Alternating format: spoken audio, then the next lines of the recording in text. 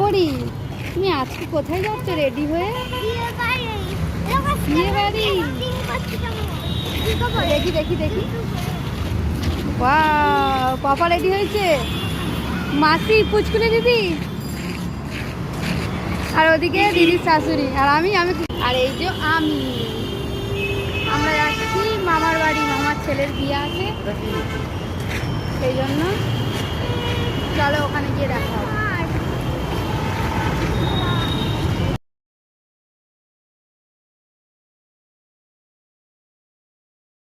তো তারপর চলে এলাম বাসে গিয়ে বসলাম, আর এদিকে বাস থেকে নেমে পড়লাম।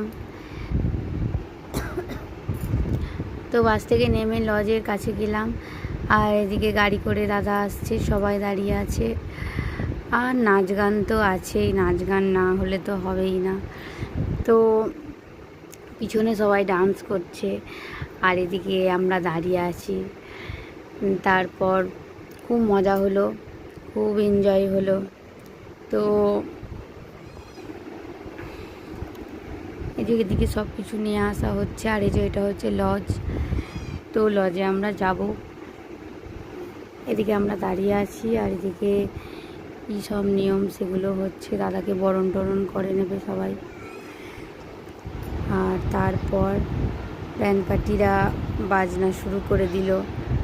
তারপর এদিকে দাদা ডান্স, কিছু বরণ টরণ কি সব করার করছে, মারা সবাই ডান্স করে নিল। মারা তো খুব মজা হচ্ছে, খুব মজা হচ্ছে, এই যে দেখতেই পাচ্ছ।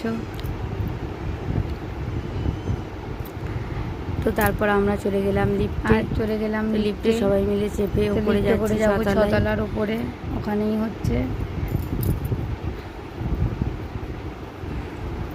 তারপর লিফট থেকে বেরিয়ে পড়লাম।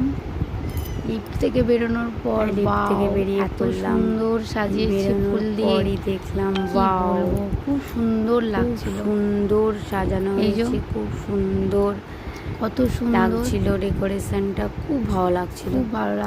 তারপরে ভেতরে গেলাম, তো ভেতরে ঢুকে বললাম খুব সুন্দর ভেতরটা, এদিকে পরিয়ে সাজিয়েছে, দারুণ। এদিকে একটু টিপ পরিয়ে দিল, পরিয়ে নিল। তো পরার পর চলে গেলাম আমরা ভেতরে, খুব ভালো লাগছিল, খুব সুন্দর সাজিয়েছিল। তারপরে একটু নিয়ে নিলাম চা, তারপরে একটু গরম চা খেতে তো কার না ভালো লাগে, আমার তো খুব ভালো লাগে।